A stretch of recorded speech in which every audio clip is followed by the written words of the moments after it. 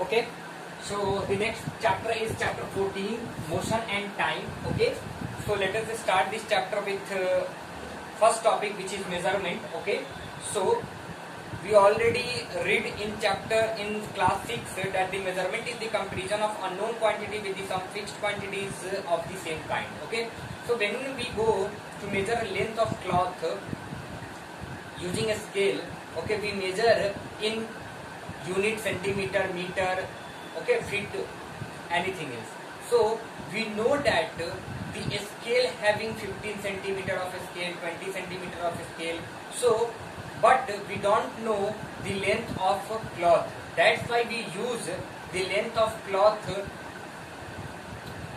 by using a scale. So the definition of measurement comes from this example. Okay, so measurement is all about the comparison of unknown quantity, the comparison of an unknown quantity with some fixed quantity. Here unknown quantity is the length of cloth and of some fixed quantity which is length of scale. Okay, not length, it is a scale of the same kind and is it called measurement. Okay, so in our daily life we make measurement all the time. Okay, how? Let us see some example. A carpenter measures the length of the table he is making. A vegetable seller measures the mass of vegetables. A person at a petrol pump measures the volume of petrol.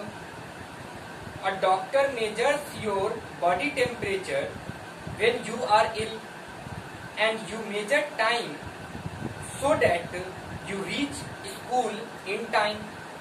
Time is measured in school so that each period begins at fixed time.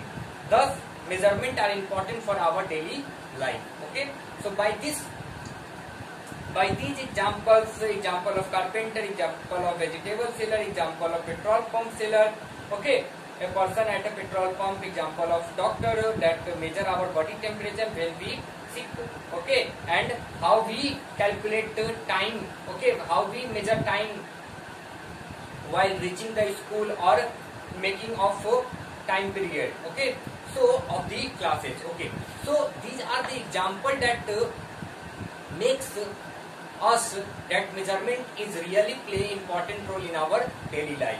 Now the quantities like length, weight, time, temperature, speed that can be measured are known as physical quantities. So whatever the quantities are there that can be measured are known as physical quantities.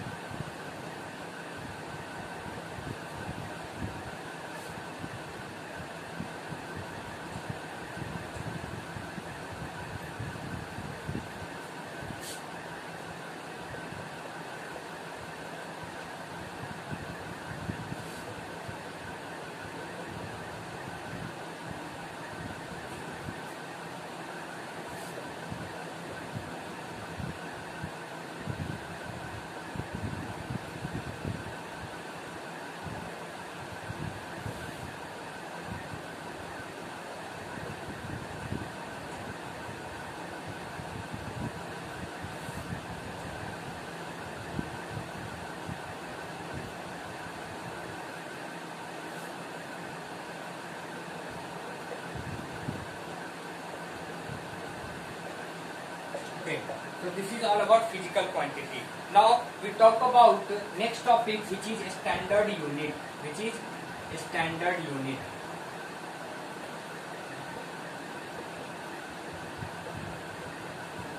Okay, long ago people used to foot steps, hand palm and arm like that, one arm, two arm. Then we say that the length of this board, this rectangular board, is 2 arm. Okay, so long ago people are using this trick to measuring any length, okay, to measurement of things. Okay, so what I want to tell you that obviously different people having different length of arm, that's why the measurement is not perfect. Hence we need a definite unit of measurement which is known as a standard unit. In 1960, the General Conference of Weight and Measures recommended that a common system of measurement should be used all over the world. Okay, and the system was known as SI system. SI abbreviation of System International de Units in French. Okay, in this system the standard unit are meter for length, kilogram for mass, second for time, Kelvin for temperature.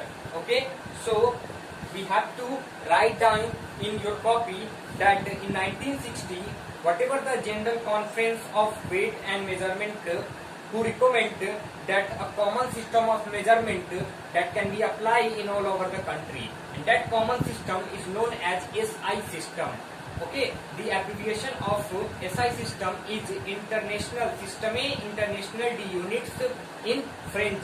Okay, we can call them international system and we can say also SI system. Okay, in this system the standard units are meter, kilogram, second, Kelvin.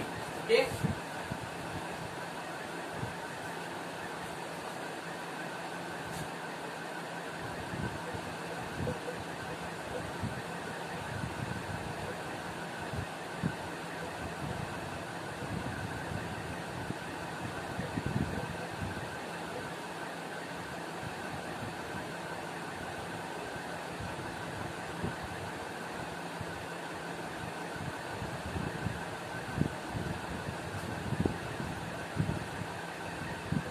meter is the unit of length,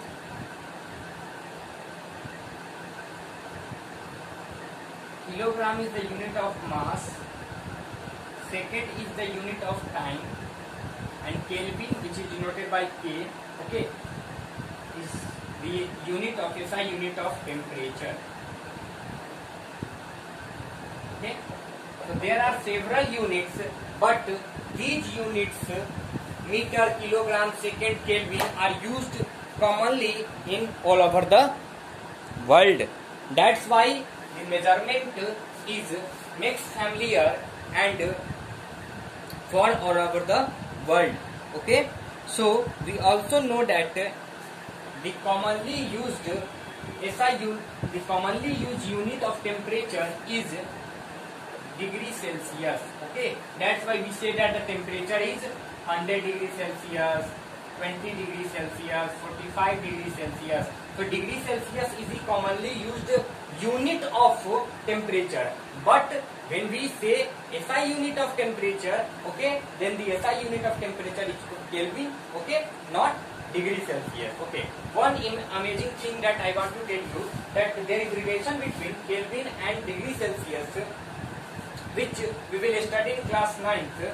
I will tell you that 273 Kelvin is equal to 0 degrees Celsius. This is the relation between Kelvin and degree Celsius. Okay, when you say that 100 degree Celsius temperature, okay, then we say that 273 plus 100, which is 373 Kelvin. Okay, so 273 Kelvin is equals to 0 degree Celsius and 100 degree Celsius is equals to 373 Kelvin. Okay, so this is the relation between degree Celsius and Kelvin. So both are the unit of temperature, but the SI unit of temperature is Kelvin. Okay, so you need to write down all these important terms whatever I taught you during this class, okay, in your copy.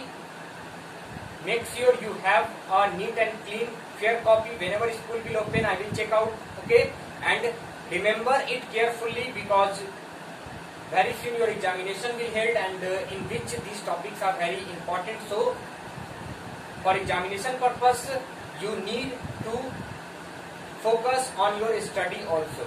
Okay, thank you.